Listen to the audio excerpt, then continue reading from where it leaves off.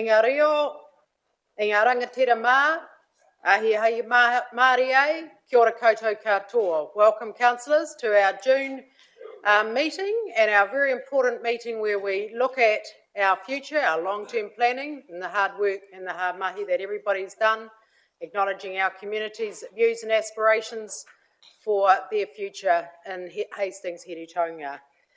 Can I welcome Matthew to start us with a karakia. Lovely to have you with us today. Kia ora.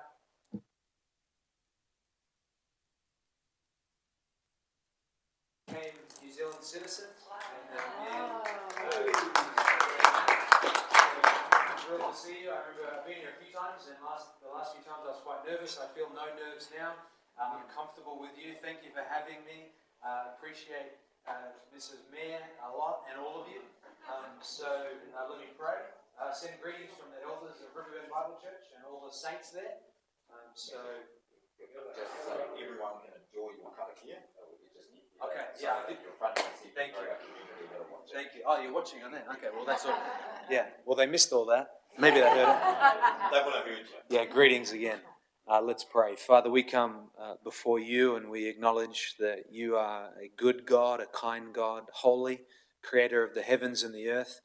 We thank you that you sent your Son, the Lord Jesus Christ, to live and die on behalf of all your people. And so we want to ask that you'd give wisdom to these councillors. We thank you for our mayor. We pray, Lord, that you'd continue to sustain her and give her wisdom. We thank you for all that is done in this city. And Lord, a city that you have established over many, many years. And so I pray, Father, as an ambassador of Christ, as a minister of the gospel, Lord, that you would give these precious folk a glimpse into eternity, that they would always be thinking, as the mayor just made mention of, as they consider now in their meeting the long term. Help them to think even longer beyond those things. Lord, they're ministers and servants of the precious people of Hastings. And so I thank you for them. And I pray, Lord, that they would always be mindful of how you tell us in your word that righteousness exalts a nation. And Lord, help us to be loving people, patient people, gracious people. And we thank you for this time. And I commit them all into your hands, them and their families, and ask, Father, that you might bless them. In Christ's name I pray. Amen. Thank you. Ngā mihi, thank you very much. Lovely to have you here, and you're very welcome to stay, but I know you'll be a busy person and need to get on with your day. Lovely to see you. I call on our ambassador to take up. Have we got a waiata planned? We've got a waiata.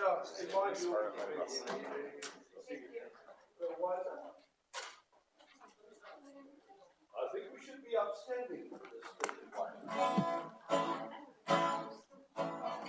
Let's sing an oldie but a goodie. Action.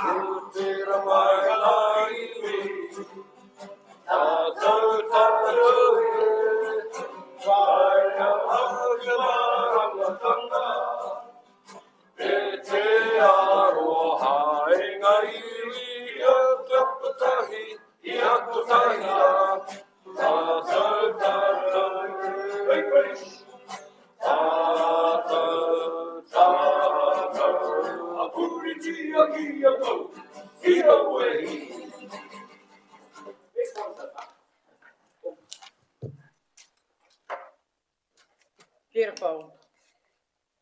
Thank you, Hinari. Now, we have apologies today received from Councillor Lawson. Any leave of absence requested, councillors? Councillor Olive? Alan's just outside. He's just got a situation. Oh, okay, thank you. Okay, thank you very much. Any leave of absence? Happy to move from the chair that the apology be adopted. Thank you. Seconded, Councillor Watkins. All those in favour, please say aye. Aye. Any against? Thank you, that's carried. Can we just address conflicts of interest as they come and should arise, councillors, in the usual way? Confirmation of minutes of council meeting held on the 6th of May. I have a mover, please. Councillor Barber, seconded Councillor Dixon. All those in favour, please say aye. Aye. Any against? Thank you, that's carried. Item number 5 on page 7, the Chief Executive's update. Welcome to Chief Executive Nigel Bickle to present his update. We're doing it a bit differently this month, Your Worship, so through you, we'll do this by way of video. Awesome. How cool. If we get some sound.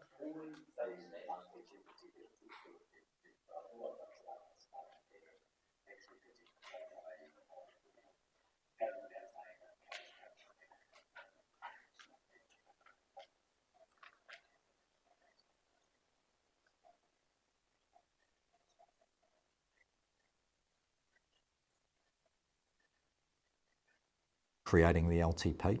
Also want to acknowledge and say thank you to the large number of staff across the organisation that have worked really hard over that same period to get to the point where we've recently heard submissions and deliberated on the LTP, and today concludes with your decision to adopt the LTP. It's also been a really big month in Hastings since our last council meeting, and I thought it was just worth reflecting on some of the big things that have happened over the last month. And we've seen some really big investments come to the fore over that period of time. Start with the multi-million-dollar investment that Wattie's has made at Tōmoana with the new pet food canning retorts. Fantastic that we're able to sort of join the Prime Minister as she did a tour of Wattie's over the last month. We've been out to the new global headquarters of Rocket and their 21,000 square metre development, including their pack house, cold stores, their investments in AI and technology out in our Iron Gate industrial area. So really significant commercial investments that are being made in the Hastings district. It's also been a month where we've seen the first of 3 basketball courts as part of the Hoops and Parks initiative, another initiative that's being trialled in Hastings, a partnership between the council, Basketball New Zealand, Basketball Hawke's Bay and Sport Hawke's Bay. And fantastic to join the community out at Ron Georgie Park for the first of those basketball courts. It'll be followed by another 2 in Flaxmere, and sitting alongside Kimi Ora when we finish this initiative will mean every whānau in Flaxmere is within a 10-minute walk of a basketball court. So just another fantastic achievement.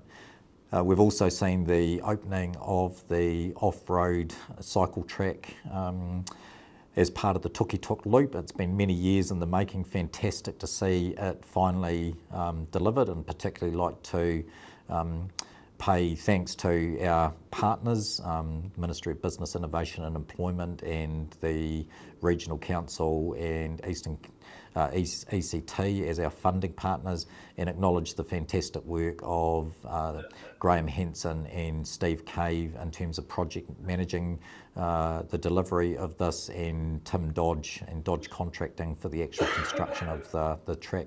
Fantastic to see that across the line. Obviously, over the month, we've also celebrated Samoan Language Week, and at the end of Samoan Language Week, run a big event to celebrate our Pacific community with our Pacifica concert on Saturday the 5th of June. And just a really neat way of being able to celebrate and say thank you to our Pacific community for the fantastic contribution they make to the wellbeing of Hastings. And then the month's really been capped off with the announcement that as we head into the Local Government Excellence Awards that are being held on Friday the 16th of July, Hastings has been named as 3 of the 14 finalists across 2 of the wellbeing categories, with our Toi Toi being a finalist in the Cultural Wellbeing Excellence Award, and our Mahi for Youth program and our Hastings place-based housing initiative being finalists in the social wellbeing category. So, to think there are 78 councils in New Zealand, and we have 3 of the 14 finalists nationally, and the most awards finalists of any council in New Zealand. I think just incredibly proud. Look forward to seeing how we go on Friday the 16th of July. But I think what all of this work that I've referenced highlights is the growing ability for the council to partner with others, to be a good partner and to join up and deliver things that really go to the wellbeing of the Hastings district and all of our communities. So that's it from me this month. Very happy to take any questions. Thank you, and can I just reiterate the amazing achievement by our staff who pulled together the LTP, as you've seen, the attachments and the size of the attachments and the enormity of this work. And Lex, you're a legend, and most importantly, we captured the views of our community, and I just congratulate everyone who was involved. But big shout out to Lex, thank you. I'm happy to move from the chair. The Chief Executive's update be accepted, seconded by Councillor Redstone. Anyone want to make any further comments at this stage? Thank you. I'll put that. All those in favour, please say aye. Aye. Any against? Thank you. That's carried. Moving on to talking about our adoption of our long-term plan in item 6, page 11. And while this is a 10-year plan, we have the opportunity to readdress, and as we've seen over the last 3 years, significant changes and us having to be nimble and move. So while we adopt something today, we have to reflect continually the needs of our community. And I use housing as an example. 3 years ago, when we looked at our long-term plan, we didn't understand the position that we would be in with our community living and emergency accommodation. So this is a fantastic document. It sets a good framework for our direction we need to head, but there is the opportunity for us to, each year through the annual plan process, pick up the requirements from our community and be nimble and adjust. Now hand over to Lex for any questions that may arise. Thank you, Lex. Thank you, Your Worship. I don't have a video presentation. I'm just going to refer you to the recommendations in a moment. They're just administrative. You've done everything you need to do. Just 2 things from me. Just the audit opinion, as we discussed previously, has got some commentary around the uncertainty around NZTA funding. We've already discussed that. And the only other thing from me, really, I just wanted to acknowledge the support of the finance team to this project. They've put a lot of energy into it. Joel in the audience there and his partner in crime, Campbell, who's not here. I just wanted to acknowledge their support. Thank you. Thank you, Lex. Councillor O'Keefe? You stand or? Yes. Just a brief comment. It's not my favourite time of year, LTP, but I would suggest that this was the less taxing LTP process I have ever been through. And you look at, the work that these guys put into it, it's phenomenal. Phenomenal. So again, it was the less, I never dozed off once. I actually enjoyed it, and I told Lex that. Yeah, so thank you all very much for all your hard work. Really appreciate that. Thank you, Councillor O'Keefe. Anybody else? Any questions or comments? No, you've done it. You've done it hard. You've done it well, and we look forward to presenting all of our replies and support back to. Oh, Councillor Harvey. Thank you. It's in the additional documents that are supplied, but just around the development contributions policy and admitted to what that change would be, that the DC, in respect to that element being in the district plan, and I'm not sure whether that has really been taken into as much detail. I'm just trying to actually find it. I didn't mark it up on on my iPad. Through your worship, You can refer me to the page. Be quite helpful too. Thanks. I'll go from memory. My understanding there were two points that were considered in relation to the development contribution policy through the submission. One was around the retirement homes and how they're assessed, and we've made note that we will be looking at addressing that over the coming year and making a change through proposed change through the annual plan next year. And the second one, I think, It's refunds. was refunds. Refund yeah, policy. thank you. And that was about, and we also acknowledged that we'll look at that and make that more explicit in the policy when it gets reviewed next year as well. Yeah, okay. I was just a little bit concerned that it didn't seem to be too much detail, and I was worried that between now and when you refer to as a date, that may get lost in translation. And that was one of the key pushbacks from one of the submitters. And I just wanted to work out how we are best to account or record that, knowing that it will be reviewed in one way or other. So we can capture that as an action, or we can capture that in the recommendations and add it to D, if you wish. So, officers, how would you like us to ensure that is captured?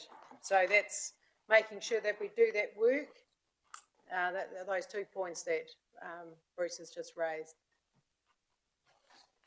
Through your worship, Lex is just checking for me, but my understanding is, so those two items are referenced in the policy and commitments made that we will be looking at that. So I think maybe it's just an acknowledgement within the actions. Okay then. Your worship. Yep. And we'll Thank you. commit to doing that. If I can elaborate on that. I'm just struggling to find the page number. It's in the preamble and update to the development contributions policy, those 2 points. So they're detailed in there, they can't be lost, and the commitments, it's there. Councillor Harvey, you comfortable with that approach? Thank you. Councillor Nixon? Thank you, Worship. This was a pretty brutal exercise as we tried to chop back what looked like an 8% rates increase to a little over 7%. But we set a challenge to the Chief Executive and his officers to bring it down further. And I'm very pleased to see in the content that they've come up with a figure slightly under 7%, which might still seem a lot, but it's still a big improvement on what we started out with. So I do appreciate, he's not listening, but I do appreciate the work that everybody's done to get that happen, to make that happen. And I just, point of clarification, the rating are less than 7%. And, yes, okay. So, and that's coming back when we strike the rates. Yeah. Thank you. Councillor Barber. Yeah, kia ora. Support the other comments that have been made about the process. I drove back from Gisborne this morning, and on the radio they talked about how the Infrastructure Commission had just finished a survey, 23,000 New Zealanders, I think, and they asked what the top priority was, around infrastructure, and the number one priority is drinking water, which was a surprise to many. I mean, these roads, everything else that you could put there, but the drinking water is number one. So I'm really happy that our long-term plan is very strong with our water infrastructure, as it has been the last 5 years that I've been on council. So just wanted to mention that, and just commend the staff in the process. Kia ora. Thank you, Councillor Barber. Have a mover, please. Councillor Travis, seconder. Councillor Nixon. No further comments or questions? Thank you. I'll put that. We adopt our long-term plan, 2021-2031. All those in favour, please say aye. Aye. Any against? Well done. Well done, everyone. Fantastic effort. If we move on to item 7, welcome to Colin, this Martin Place buffer strip. And it's an interesting paper from a period of a long time ago. So you never know what's going to pop up, do you? So, welcome, Colin. Did you want to add anything to your paper? No, not really. This has been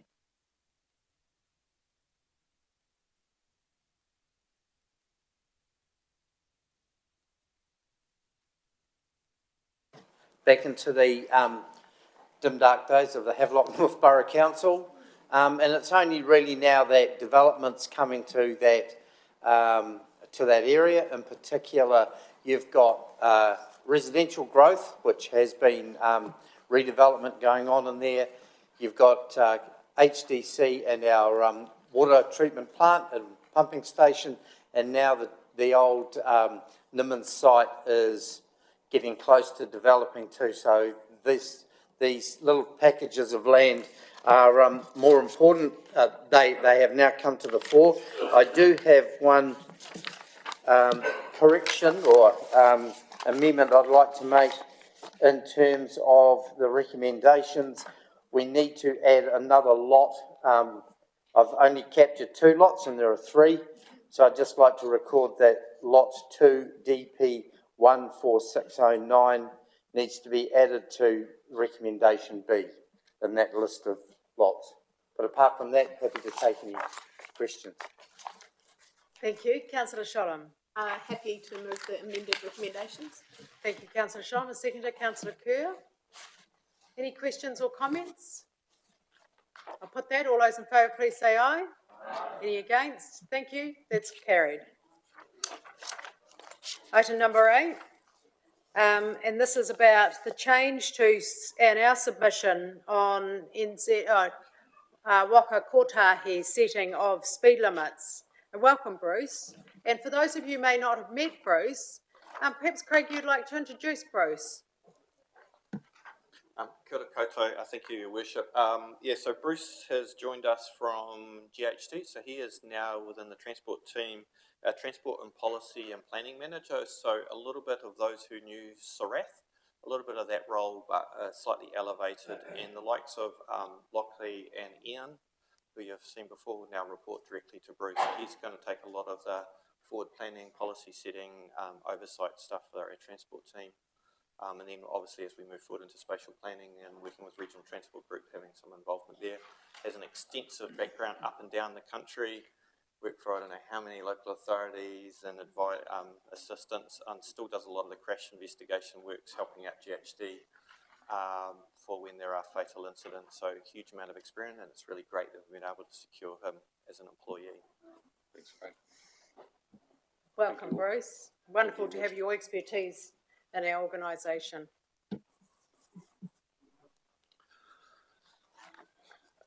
As Her Worship said, the report is basically about the setting of speed limits rule 2021 that has recently come out from Waka Kotahi. Probably a key thing is trying to get a high level of consistency across the country nationally. So typically there's always been some challenges in terms of setting the speed limits.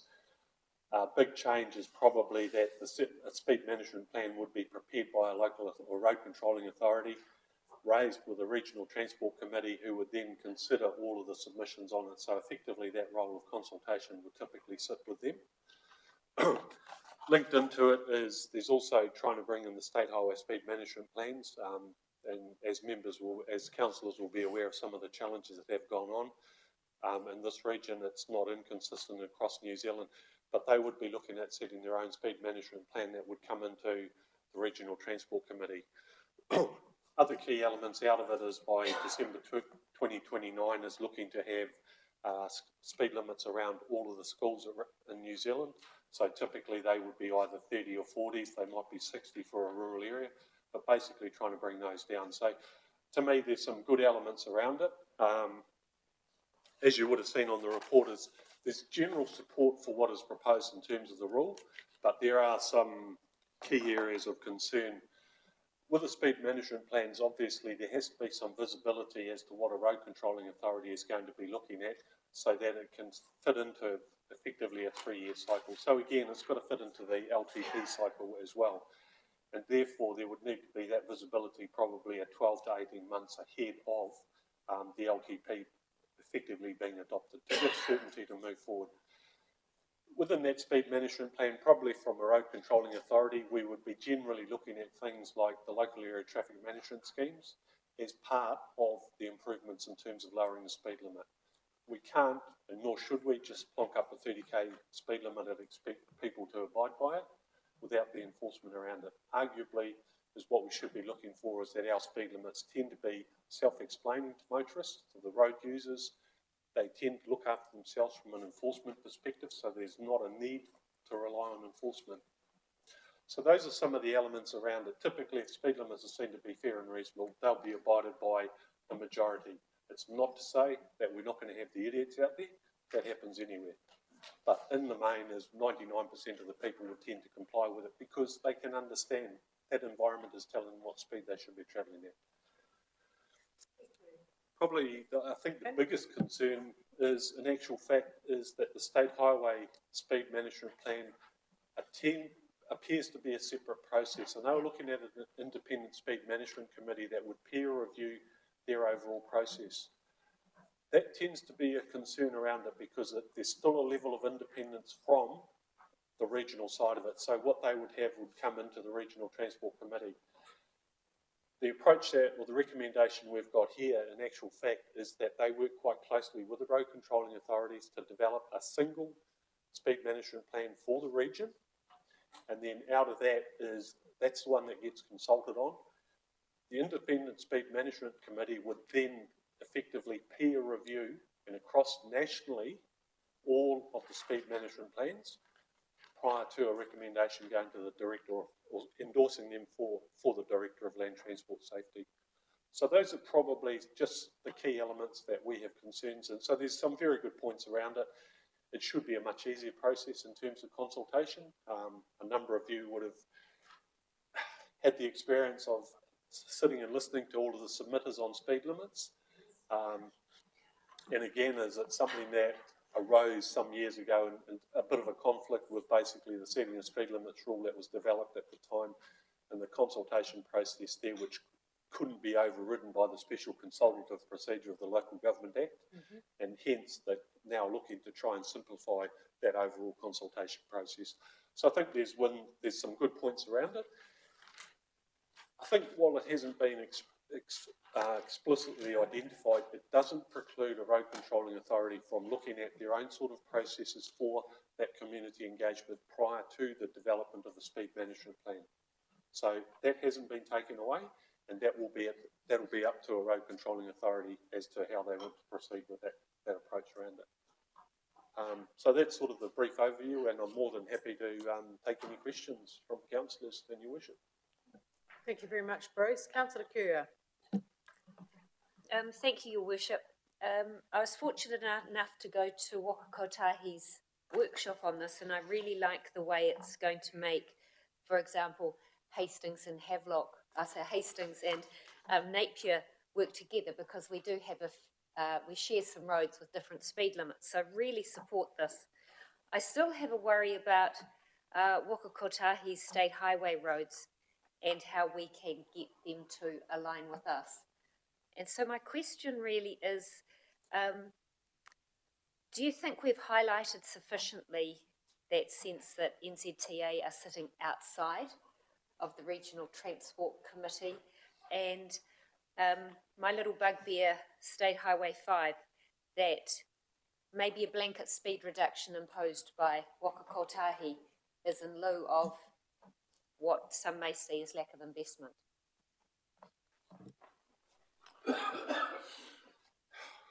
Yeah, I think with it as I'm looking at other mechanisms as well. I'm working with the Engineering New Zealand Transportation Group, so portions of our submission have been included in there, and also the Australasian College of Road Safety, which I'm a member of. So I think it's sort of trying to get that message out there. I definitely agree around it is it's not something that sort of focuses on the level of infrastructure investment. It's recognised there's probably some marked deficiencies there. State Highway 5 is one. There's a number throughout the country from my experiences as well. But I think, again, it's coming back to trying to think about things smartly. As a blanket speed limit on State Highway 5 is an easy way of doing it, but the reality is it doesn't reflect communities around it. And I think that's why, rather than having the state highway process separately, is trying to work together around it. Yes, there is a requirement for the conversation with the local or the other road controlling authorities, the local authorities and that, whether that's going to happen to the level it should, and I think that is a concern that is definitely acknowledged. May I ask another question? Through your worship, if I may ask another, probably more specific question. For the community driving from Napier to Hastings along Amaranui State Highway 51, turning over the Fernhill Bridge, we have 100k dropping down to 80k and then back out onto 100k speed limit on the state highway. But adjoining their road is our road at 80k. So we have this anomaly of our road, of the, I guess, intersection of State Highway Road and Local Authority Road. Does this process enable us to resolve that more quickly?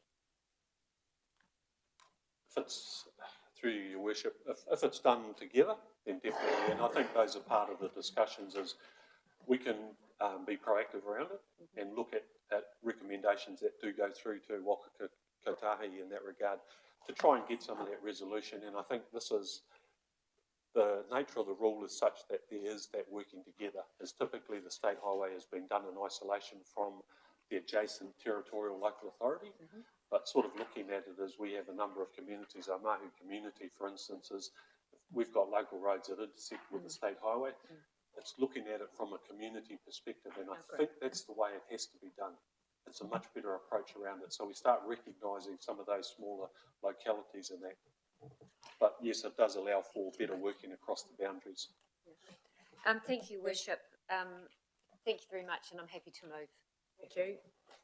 Have a second to councillors. Councillor Watkins.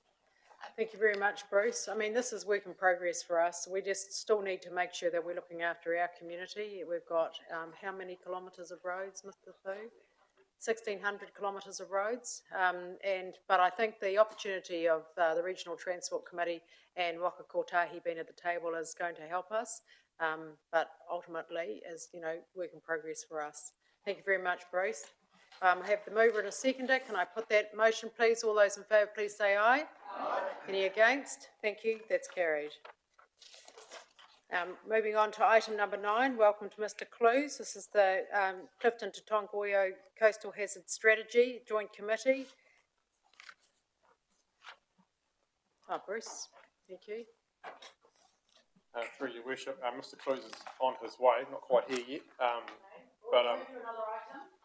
but the minutes are from previous joint working group, joint committee meetings, and are there for information. Really just happy to take questions if there are any, your worship. And start with any, if there's any technical questions, we can wait for Mr. Thews, but any questions really on this item now? Councillor Kerr. Thank you, Worship.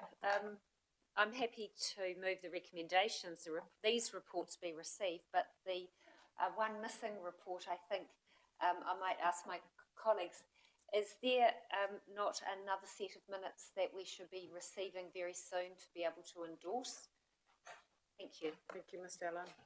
Through your worship, yes, spot on. There is the most recent joint committee meeting that was held that considered the report that was commissioned from Raynor Asher QC in regarding to the roles and responsibilities around the delivery of the coastal hazard strategy and the associated funding of that.